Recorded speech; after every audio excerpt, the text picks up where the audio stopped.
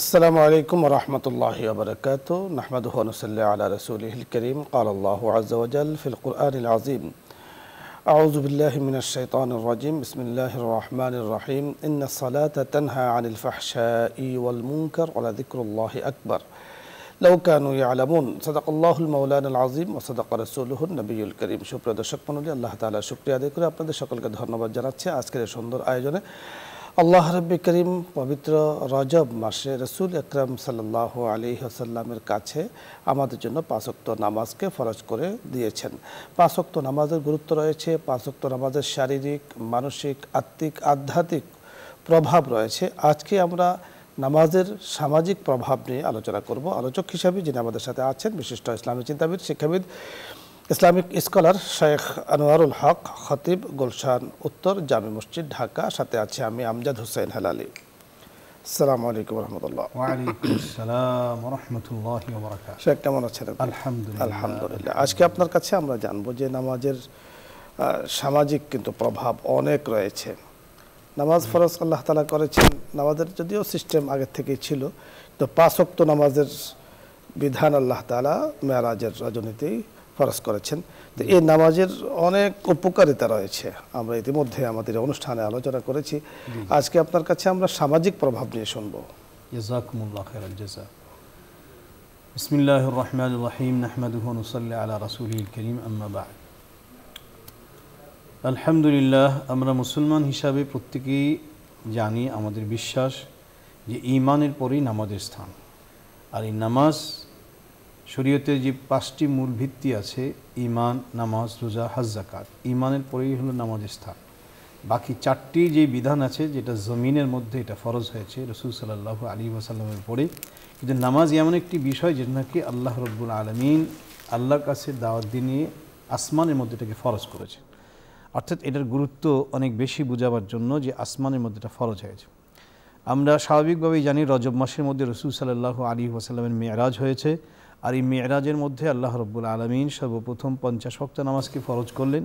মুসা আলাইহিস সালামের সাথে সাক্ষাৎ হওয়ার পরে আল্লাহ পাকের কাছে তাখফিফ অর্থাৎ এটা কমিয়ে দেওয়ার জন্য রাসূল সাল্লাল্লাহু আলাইহি ওয়াসাল্লামকে যখন বলেছেন, রাসূল সাল্লাল্লাহু আলাইহি ওয়াসাল্লাম পর্যায়ক্রমে গিয়ে সর্বশেষ 5 ওয়াক্ত নামাজ আসছেন। 5 ওয়াক্ত নামাজ সময় হিসাবে 5 ওয়াক্ত থাকলেও কিন্তু সওয়াবের দিক থেকে এটাকে 50 ওয়াক্তের মধ্যেই রাখা হয়েছে। মিজানের মধ্যে 50 ওয়াক্তের সওয়াব লেখা হবে। তো এই যে 5 ওয়াক্ত নামাজ আল্লাহ রাব্বুল আলামিন উম্মতের জন্য ফরজ করে দিয়েছেন। মুসা আলাইহিস সালাম সেই সময় বলেছিলেন যে জাররাবতু উম্মতি মিন ক্বাবলিক, আমি আপনার পূর্বে আমার উম্মতকে আমি পরীক্ষা করেছি, তাদের যে অবস্থা দেখেছি সেই তুলনায় আপনার উম্মত এটা সক্ষম হবে না, সেই জন্য কমায় আসার জন্য রাসূল সাল্লাল্লাহু আলাইহি ওয়াসাল্লাম 5 ওয়াক্তের উপরই রাজি এবং খুশি হয়েছে। তো এই নামাজের অনেক ফজিলত ও ফায়দা রয়েছে, দুনিয়াবি কিছু ফায়দা রয়েছে, আখিরাতের ফায়দা তো রয়েছেই। আখিরাতের ফায়দার মধ্যে সবচেয়ে বড় ফায়দা হলো নিয়মিতভাবে আল্লাহর সন্তুষ্টি লাভের জন্য কোনো ব্যক্তি যদি 5 ওয়াক্ত নামাজ আদায় করে, তা আল্লাহ পাক যতগুলো পুরস্কার দিবেন তার একটা মহা পুরস্কার, যে আল্লাহ পাক তাদেরকে জান্নাত দিয়ে দিবেন। তো এর চেয়ে বড় পাওয়া তো আর কিছুই নেই। দুনিয়ার মধ্যে আল্লাহ রাব্বুল আলামিন অনেকগুলো ফায়দা আমাদের এই নামাজের মাধ্যমে দিয়ে থাকেন। সেই দিক থেকে আজকে যে বিষয়টা বলা হয়েছে যে সামাজিকভাবে নামাজের প্রভাব কী, অর্থাৎ যে ব্যক্তি নামাজি হবে তার নামাজ তার সমাজ জীবনে কীরকম পরিবর্তন ঘটাতে পারে, সমাজ জীবনে মানুষের মধ্যে কীভাবে সুশৃঙ্খলতা ফিরিয়ে নিয়ে আসতে পারে নামাজ, সেই বিষয়টাই যা কোরআনুল কারীমের একটি স্পষ্ট আয়াত যা আপনি তিলাওয়াত করেছেন যে ইন্নাস সালাতা তানহা আনিল ফাহশাই ওয়াল মুনকার, নিশ্চয়ই নামাজ মানুষকে অন্যায় এবং অশ্লীল কাজ থেকে বিরত রাখে। এই যে একটা সমাজের মধ্যে যে বিশৃঙ্খলা, সমাজের মধ্যে যে বেহায়াপনা, বেলপ্পাপনা, বা সমাজের মধ্যে যেই খারাপ কাজগুলো আছে, যেই খারাপ কাজগুলোকে আমরা সবাই এটাকে ধিক্কার দিয়ে থাকি, এই ধরনের কাজ থেকে নামাজই একমাত্র ইবাদত যা মানুষকে ফিরিয়ে রাখতে পারে। ওয়াল মুনকার, এবং যেটা অন্যায় কাজ, যেটা আমরা সার্বিকভাবে যদি বিবেচনা করা হয় মানুষের দিক থেকে, মানবিক দিক থেকে এবং শরীয়তের দিক থেকে যেটা অন্যায়, সেই কাজগুলো থেকে নামাজই মানুষকে একমাত্র বিরত রাখতে পারে। সমাজের মধ্যে আরেকটা বিশাল বড় প্রভাব যেটা ফলে সেটা হয় ইন্নাস সালাতা তানহা আনিল ফাহশাই ওয়াল মুনকার। এখন মানুষের মধ্যে প্রশ্ন হয় যে অনেক মানুষ নামাজ পড়ে কিন্তু সামাজিকভাবে তারা বিপর্যস্ত, সামাজিকভাবে তাদের অবক্ষয় রয়েছে, চারিত্রিক দিক থেকে তাদের অবক্ষয় রয়েছে, অথচ নামাজের দিক দিয়ে তাদের অগ্রসর। তাহলে কি নামাজ মানুষকে যে অন্যায় কাজ থেকে বিরত রাখে, অশ্লীল কাজ থেকে বিরত রাখে, কোরআন এই আয়াত কি তাহলে মিথ্যা হবে? না, কখনো মিথ্যা নয়। অর্থাৎ নামাজকে, সালাতকে যেভাবে আদায় করা দরকার সঠিকভাবে যদি সে আদায় করতে পারে, নামাজের প্রভাব যদি তার ভিতর থেকে বাহির পর্যন্ত প্রভাব বিস্তার করতে পারে, তাহলে নিশ্চয়ই তার নামাজ তাকে অন্যায় কাজ থেকে বিরত রাখবে। অত্যন্ত চমৎকার বলছিলেন দর্শক মণ্ডলী। নামাজের যেমনিভাবে শারীরিক, মানসিক, আধ্যাত্মিক উপকারিতা রয়েছে, প্রভাব রয়েছে, ঠিক নামাজের সামাজিক প্রভাবও রয়েছে। আমাদের শেখ আনোয়ারুল হক কয়েকটি বলেছেন, তার সাথে আমরা যুক্ত করতে পারি নামাজের মাধ্যমে, নামাজের পরিবেশের মাধ্যমে পারস্পরিক মহাব্বত, ভালোবাসা, আন্তরিকতা তৈরি হয়।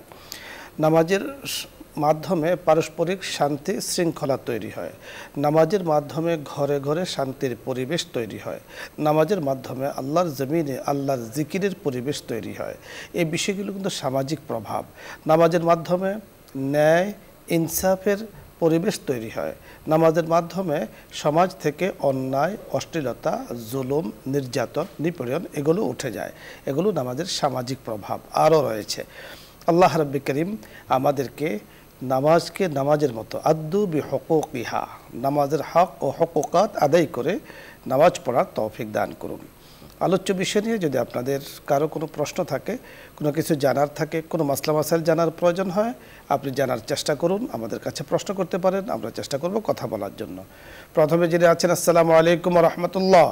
দর্শক নাম বলে পরিচয় দিয়ে প্রশ্ন করুন।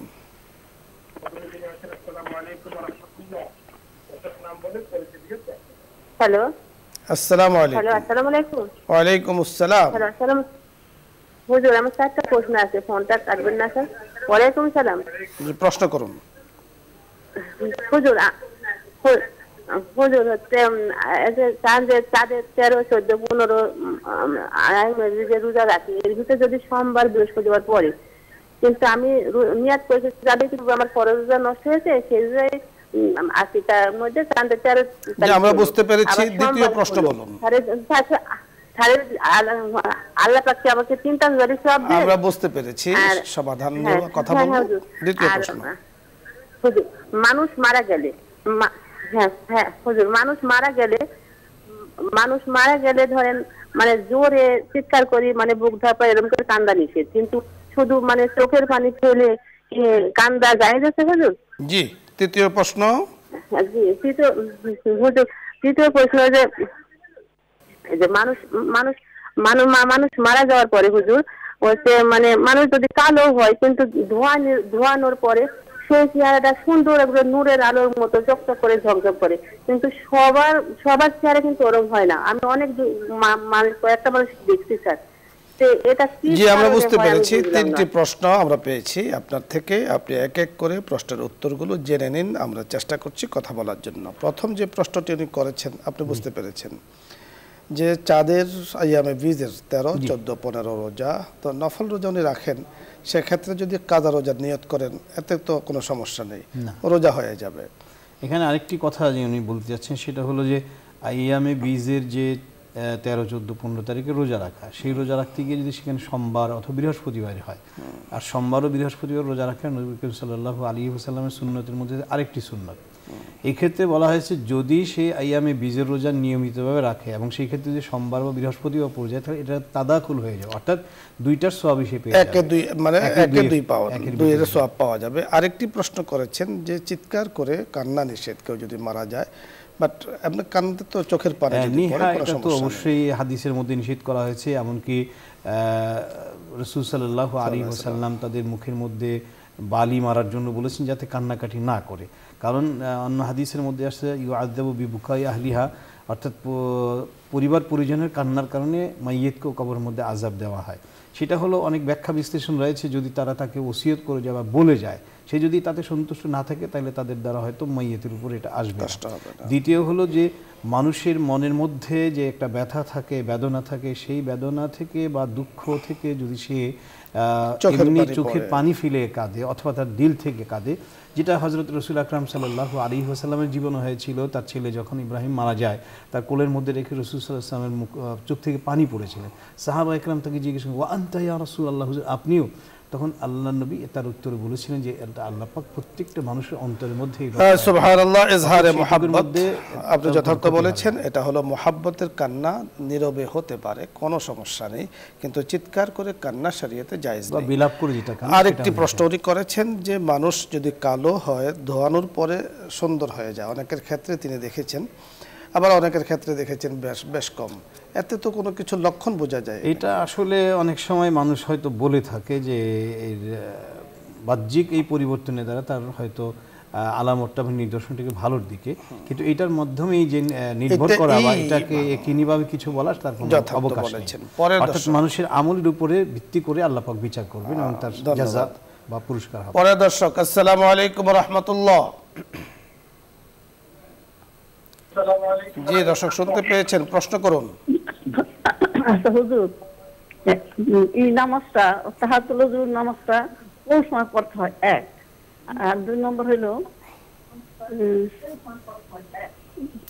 ধন্যবাদ, আপনি মনে হলো পরে আবার প্রশ্ন করবেন। তাহিয়াতুল ওযু নামাজটা ওযুর পরে। ভাগ্য ভালো পাই গেছি।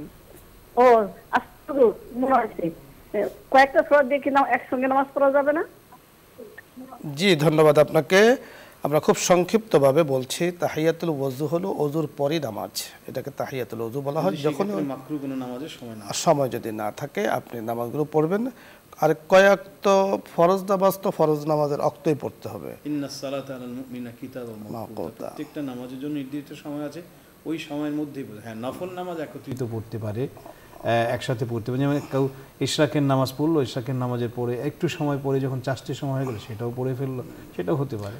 অনেক নফল নামাজ আপনি একসাথে পড়তে পারবেন। ধন্যবাদ। পরে দর্শক, আসসালামু আলাইকুম ওয়া রাহমাতুল্লাহ।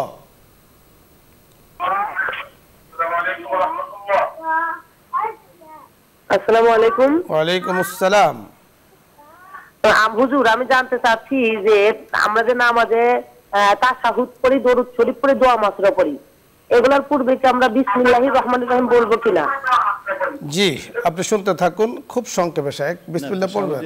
পূর্বে বিসমিল্লাহির রহমানির রহিম পড়া লাগবে, পড়ার কোনো প্রয়োজন নেই, কারণ তাশাহুদ কোরআনে কারিমের আয়াত যখন আমরা পড়ি তখন বিসমিল্লাহ পড়ি।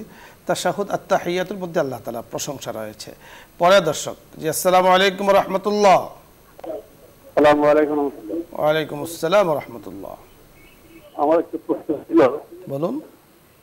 তা হচ্ছে আপনার, আমি মুসলিম, অনেক হিন্দু ভদ্রলোক কেউ না আদাব দেয়, কেউ সালাম দেয়, কেউ নমস্কার দেয়, কেউ কুন্নাম করে বলে, এই জায়গায় আমি কেউ কি করবো? আমি তাদের দেখা হলো, আমি কি বলবো? ধন্যবাদ। জি, আমরা এই অনুষ্ঠানে এই বিষয়ে ইতিমধ্যে কথা বলেছি। আপনি এই ক্ষেত্রে মাসআলা হলো, যদি হিন্দু বা অন্য ধর্মের লোক পাশাপাশি মুসলমান একত্রিত থাকে, তাহলে তাদেরকে সালাম দিতে হলে আসসালামু আলা মানিত্তাবাল হুদা এটা বলতে হবে। আসসালামু আলা মানিত্তাবাল হুদা, অর্থাৎ যে হেদায়েত গ্রহণ করছে তার জন্য সালাম। আর এমনি যদি কেউ বলে বা অন্য ধর্মে সে একাই যদি সালাম দেয়, তাহলে ওয়া আলাইকুম সালাম বলতে হবে, শুধু ওয়া আলাইকুম বলবে। ওয়া আলাইকুম বলবেন, অথবা ওয়া আলাইকুম আসসালামু আলাইকুম বলে আলা মানিত্তাবাল হুদা, অথবা যেই ধর্মের, ওই ধর্মের তাদের কাছে সম্মানসূচক যে শব্দ আছে সেটা সেভাবে অভিবাদন করতে পারে, এটা আছে। বাকি মুসলমানের সাথে যখন দেখা হবে তখন সালাম বলতে হবে। যেমন কোনো ধর্মে আদাব আছে, তো সে আদাব তাদের কাছে সম্মানসূচক, মানে গুড মর্নিং আছে ধরনের। অনেক হিন্দুরা বা অন্য ধর্মের লোকেরা এসে সালামই বলে, আসসালামু আলাইকুম বলে, সেই ক্ষেত্রে ওয়া আলাইকুম বলতে হবে, শুধু ওয়া আলাইকুম বলবে। পরে দর্শক, আসসালামু আলাইকুম ওয়া রাহমাতুল্লাহ।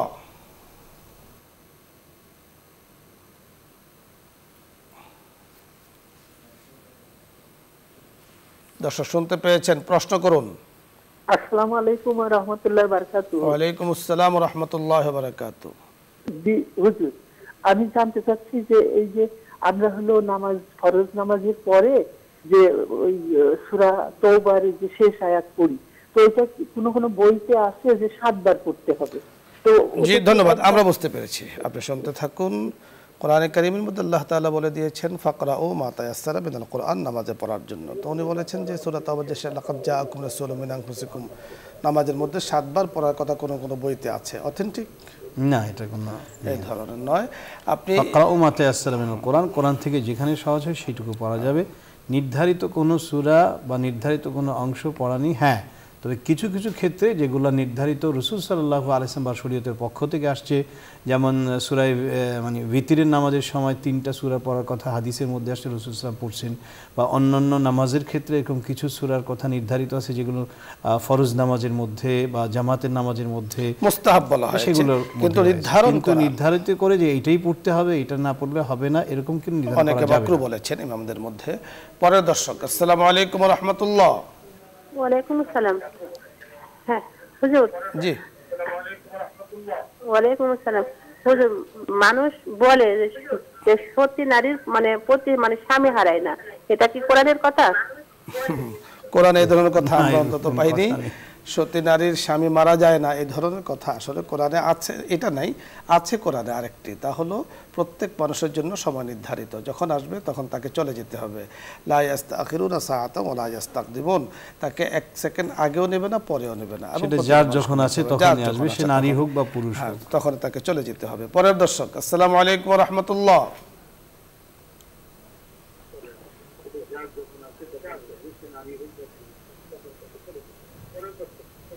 দর্শক শুনতে পেয়েছেন, প্রশ্ন করুন। হুজুর আসসালামু আলাইকুম। ওয়ালাইকুম আসসালাম। হুজুর, ফজরের নামাজের আজানের আগে ফজরের কাজা নামাজ পড়া যাবে কি? আজানের আগে অর্থাৎ ওয়াক্তের আগে? আজানের আগে, আজানের পরে কাজা নামাজ পড়া যাবে? আজানের পরে। ধন্যবাদ। জি, আপনি শুনতে থাকুন, বুঝতে পেরেছি। আসসালামু আলাইকুম। ফজরের আজান হয়ে গেলে রাসূল সাল্লাল্লাহু আলাইহি ওয়াসাল্লাম সুন্নতগুলো পড়তেন। এখন ওনার প্রশ্ন হলো যে কাজা নামাজ পড়া যাবে কিনা? না, ফজরের আজানের পরে ফজরের জামাতের আগ পর্যন্ত তো সুন্নত পড়ার বিধান রয়েছে, এবং সূর্য ওঠা পর্যন্ত ফজরের নামাজই পড়তে হবে। রাসূল আকরাম সাল্লাল্লাহু আলাইহি সাল্লাম যেভাবে আমল করেছেন সেভাবে করাই উত্তম। আপনি যখন আজান হয়ে যাবে তখন ফজরের সুন্নত পড়বেন, এরপর আপনি যেহেতু ঘরে নামাজ পড়েন আপনি ফরজটা পড়ে নেবেন, এরপরে সূর্য ওঠার পরে গিয়ে এরপরে আপনি আবার কাজা নামাজ বা অন্যান্য যে নামাজ আছে সেগুলো পড়বেন, তাও 17 মিনিট অথবা 23 মিনিট পরে। রাসূল আকরাম সাল্লাল্লাহু আলাইহি সাল্লাম যেভাবে বলেছেন সেভাবে পড়ার মধ্যে ভালো। আর কাজা নামাজ যদি আপনি পড়তেই চান তাহলে আজান অর্থাৎ ওয়াক্ত হওয়ার আগে যত পারেন পড়ে নেবেন, কোনো সমস্যা নেই। মোহতারাম, ধন্যবাদ আপনাকে। দর্শক মণ্ডলী, ধন্যবাদ আপনাদেরকেও জানাচ্ছি আজকের এই সুন্দর আয়োজনে আপনারা শরীক হয়েছেন। যে মাসলা মাসাইলগুলো এখানে আলোচনা হয় আমরা বোঝার চেষ্টা করব, আমল করার চেষ্টা করব। যেহেতু আমাদের আমলি প্রোগ্রাম, আমরা দৈনন্দিন জীবনে ইসলাম পালনে আমাদের করণীয় কি বর্জনীয় কি এই বিষয় নিয়ে আমরা কথা বলি। যে বিষয় নিয়ে আজকে আমরা আলোচনা শুরু করেছিলাম, নামাজের সামাজিক প্রভাব। নামাজের রয়েছে সকল ক্ষেত্রেই প্রভাব। নামাজ একজন মানুষকে শান্তি, শৃঙ্খলা, ডিসিপ্লিন দান করে। তাই নামাজি হই, নামাজকে আমরা হ্যাঁ বলি। আজান যখন হয়ে যাবে নামাজের প্রস্তুতি গ্রহণ করি। এই যে নামাজের প্রস্তুতি গ্রহণ করা, নামাজ পড়া অনেক অনেক সওয়াবের জন্য, সওয়াবের কারণ হবে। আল্লাহ তাআলা আমাদেরকে তো সে ফয়সালা করুন। আজকে আমরা সকলকে ধন্যবাদ জানিয়ে আগামী দিনের অনুষ্ঠানগুলোর আমন্ত্রণ জানিয়ে আজকের মতো বিদায় নিচ্ছি। আসসালামু আলাইকুম ওয়া রাহমাতুল্লাহি ওয়া বারাকাতুহু। দোয়া হবে, দরুদ ইস্তিগফার পাঠ করি। আল্লাহুম্মা সাল্লি আলা সাইয়্যিদিনা ওয়া নাবিয়্যিনা ওয়া শাফি'িনা ওয়া হাবিবিনা ওয়া মাওলানা মুহাম্মদ সাল্লাল্লাহু আলাইহি وعلى آله وأصحابه وبارك وسلم. أستغفر الله ربي من كل ذنب وأتوب إليه. لا حول ولا قوة إلا بالله العلي العظيم. أستغفر الله ربي من كل ذنب وأتوب إليه. لا حول ولا قوة إلا بالله العلي العظيم. اللهم أنت السلام ومنك السلام وإليك رجع السلام. حينا ربنا بالسلام وادخلنا الجنة دارك دار السلام. تباركت ربنا وتعاليت يا ذا الجلال والإكرام. اللهم لا مانع لما أعطيت ولا معطي لما منعت ولا ينفع ذا الجد منك الجد. اللهم إنا نسألك الخير كله عاجله وآجله. اللهم إنا نعوذ بك من الشر كله عاجله وآجله. ربنا تقبل منا إنك أنت السميع العليم وتب علينا إنك أنت التواب الرحيم. يا الله رب العالمين খুদা দাওয়ান মেহেরবান, ইয়া আল্লাহ মেহেরবানি করে আল্লাহ আমাদের জীবন জিন্দেগীর সমস্ত গুনাহ খাতাগুলোকে মাফ করে দিন। ইয়া আল্লাহ যে আমল করলে আপনি রাজি এবং খুশি হয়ে যান সে আমলগুলো করার তৌফিক দান করুন। ইয়া আল্লাহ যে আমলের মধ্যে আপনার অসন্তুষ্টি রয়েছে, আল্লাহ শয়তানের সন্তুষ্টি রয়েছে, এমন সব আমল থেকে, এমন সব কাজ থেকে আমাদেরকে হেফাজত করুন। ইয়া আল্লাহ রাব্বুল আলামিন দয়া করে মায়া করে আল্লাহ যেই সালাতের কথা যেই নামাজের কথা আজকে শুনলাম নিশ্চয়ই নামাজ মানুষকে অন্যায় এবং অশ্লীল কাজ থেকে বিরত রাখে। ইয়া আল্লাহ আমাদেরকে এমনইভাবে নামাজ আদায় করার তৌফিক দান করুন যেই নামাজের মাধ্যমে আমরা আল্লাহ সমাজের সমস্ত বিশৃঙ্খলা থেকে ইয়া আল্লাহ সমস্ত গুনাহের কাছ থেকে হেফাজত করতে পারি। আল্লাহ নিজের নফসকে ইয়া আল্লাহ রাব্বুল আলামিন মেহেরবানি করে আল্লাহ আমাদের সালাতগুলোকে আমাদের নামাজগুলোকে আপনি কবুল মঞ্জুর করে নিন। ইয়া আল্লাহ রাব্বুল আলামিন সালাত মুআদ্দি যেন হয় আল্লাহ। ইয়া আল্লাহ জীবনের শেষ নামাজ হিসাবে যেমন নামাজ পড়ার কথা নবীজি বলেছেন, ইয়া আল্লাহ আমাদের জীবনের নামাজগুলো যেন সেরকমই হয় যেই নামাজ আল্লাহ আপনার দরবারে মকবুল হবে, আল্লাহ কবুল হবে। ইয়া আল্লাহ হাদিসের মধ্যে আসছে বান্দা নামাজ পড়বে, আসমানে তার নামাজের আমলগুলো যাবে, ফেরেশতারা নিয়ে যাবে, কিন্তু আল্লাহ রাব্বুল আলামিন ওই নামাজের মধ্যে ত্রুটি দেখে তাদেরকে বলবেন যে নামাজের মুখের মধ্যে সেই নামাজকে ছুঁড়ে মারো। আল্লাহ আমাদের নামাজের ওরকম নামাজ না হয় যেই নামাজে আপনার সন্তুষ্টি আছে, সেভাবে যেন আমরা নামাজ আদায় করতে পারি। আল্লাহ সেই তৌফিক দান করুন। ইয়া আল্লাহ রাব্বুল আলামিন বিশেষ করে আল্লাহ এই প্রোগ্রামের সাথে ইয়া আল্লাহ এই চ্যানেলের সাথে যা জড়িত রয়েছে আল্লাহ, ইয়া আল্লাহ প্রত্যেক মুসলমানকে আল্লাহ আপনি নামাজি বানাইয়া দেন, ইয়া আল্লাহ পাক্কা নামাজি বানাইয়া দেন। ইয়া আল্লাহ নামাজ যারা আমরা আদায় করি নামাজের মধ্যে যেন পরিপূর্ণ খুশু খুদু ইয়া আল্লাহ যেভাবে একনিষ্ঠভাবে নামাজ পড়ার কথা আপনি নির্দেশ দিয়েছেন আল্লাহ সেভাবে যেন নামাজগুলোকে আদায় করতে পারি। ইয়া আল্লাহ আমরা তো নামাজ পড়ি, নামাজের মধ্যে আল্লাহ মন ঠিক থাকে না। ইয়া আল্লাহ নামাজের মধ্যে শয়তান এসে ধোঁকা দেয়। রব্বুল আলামিন শয়তানের সমস্ত ধোঁকা ফেরেব থেকে আমাদেরকে একটু হেফাজত করেন আল্লাহ। মেহেরবানি করে আল্লাহ আমাদের নামাজগুলোকে আপনি সেভাবে নামাজ আদায় করার তৌফিক দান করেন যে নামাজের মাধ্যমে আল্লাহ আমরা আমাদের সর্বপ্রকার গুনাহ থেকে বেঁচে থাকতে পারি। রব্বুল আলামিন যাদের আয়োজনে আজকে আমরা এই সুন্দর সুন্দর দিনের কথাগুলো শুনতে পাচ্ছি, ইয়া আল্লাহ এই চ্যানেলকে আপনি কবুল মঞ্জুর করে নিন। ইয়া আল্লাহ এর আয়োজক ও ব্যবস্থাপনায় যারা রয়েছে আল্লাহ তাদেরকে আপনি কবুল মঞ্জুর করে নিন। ইয়া আল্লাহ তাদের দুনিয়ার মধ্যে নেক হায়াত দান করেন, ইয়া আল্লাহ বরকত দান করেন, ইয়া আল্লাহ সমস্ত গুনাহ থেকে হেফাজত থাকার তৌফিক দান করেন। ইয়া আল্লাহ রাব্বুল আলামিন ইয়া আল্লাহ মেহেরবানি করে আল্লাহ আমাদের জিন্দেগির সমস্ত গুনাহ খাতাগুলিকে মাফ করে দেন। ইয়া আল্লাহ রাব্বুল আলামিন নেক কাজ নেক আমল বেশি করার তৌফিক দান করুন। ইয়া আল্লাহ বিশেষ করে আল্লাহ আমাদের আত্মীয় স্বজন যারা আজকে দুনিয়ার মধ্যে নাই, ইয়া আল্লাহ অন্ধকার কবরের মধ্যে চলে গেছে, আল্লাহ দয়া করে তাদের কবর আযাব মাফ করে দিন। ইয়া আল্লাহ আমরা তো অন্ধকার কবরের যাত্রী, জানি না আল্লাহ কখন কার জন্য আজরাইল সামনে এসে দাঁড়াবে, কোন অবস্থায়। আল্লাহ যখনই আমাদের মৃত্যু দেন আল্লাহ আমাদের ঈমানের সহিত মৃত্যু নসিব করেন। ইয়া আল্লাহ বেঈমান কাফির বানিয়ে দুনিয়া থেকে নিয়েন না। ইয়া আল্লাহ আপনি নেক কাজ করা অবস্থায় আমাদেরকে কবুল করেন। ইয়া আল্লাহ আপনার নেক কাজ করা অবস্থায় আপনি কবুল করেন। যে আমলে আপনি সন্তুষ্ট থাকেন আল্লাহ এমন আমল আমাদের দ্বারা করাই নিয়েন। ইয়া আল্লাহ শয়তানের সমস্ত ধোঁকা ফেরেব থেকে আমাদেরকে হেফাজত করেন।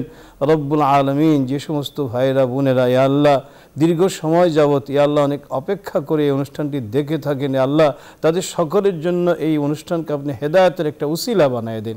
ইয়া আল্লাহ তাদের জন্য আল্লাহ হেদায়েতের উসিলা বানিয়ে দেন। আল্লাহুম্মা হদিনা ওয়াহদি বিনা, আল্লাহুম্মা হদিনা ওয়াহদি বিনা ওয়াহদিন নাস জামিআ, আল্লাহুম্মা হদিনা ওয়াহদি বিনা ওয়াহদিন নাস জামিআ। ইয়া আল্লাহ মেহেরবানি করে এই অনুষ্ঠানের মধ্যে যারা অংশগ্রহণ করেন, ইয়া আল্লাহ যারা আলোচনা করেন আমাদের প্রত্যেকের মধ্যে ভরপুর ইখলাস দিয়ে দেন। ইয়া আল্লাহ ইখলাসের নিয়তে যেন আমরা করতে পারি। ইয়া আল্লাহ ইখলাসকে উসিলা করে কিয়ামতের দিন যেন নাজাত পেতে পারে আল্লাহ সেই ব্যবস্থা আমাদেরকে করে দিন। রব্বুল আলামিন যারা সহযোগিতায় থাকে আল্লাহ তাদেরকে আপনি হেদায়েত দিয়ে দিন। ইয়া আল্লাহ তাদেরকে আপনি কবুল মঞ্জুর করে নিন। ইয়া আল্লাহ প্রত্যেকের দিলের নেক আশাগুলিকে আপনি পূরণ করে নিন। রব্বির হামহুমা কামা রব্বায়ানি সগীরা, রব্বির হামহুমা কামা রব্বায়ানি সগীরা। ইয়া আল্লাহ আমাদের পিতামাতা দুনিয়া ছেড়ে যারা চলে গেছে আল্লাহ আমাদের কাছে দুনিয়া থেকে আর দুনিয়ার কোনো সম্পদ চায় না আল্লাহ, তারা একটু দোয়ার মুহতাজ। ইয়া আল্লাহ আমরা আজকে এই অনুষ্ঠানে বসে দোয়া করছি, আমাদের সাথে যারা হাত তুলেছেন ইয়া আল্লাহ যারা আমাদের সাথে আমিন আমিন করছেন, ইয়া আল্লাহ প্রত্যেকের বাপ মাকে আপনি কবুলে মঞ্জুর করে নেন।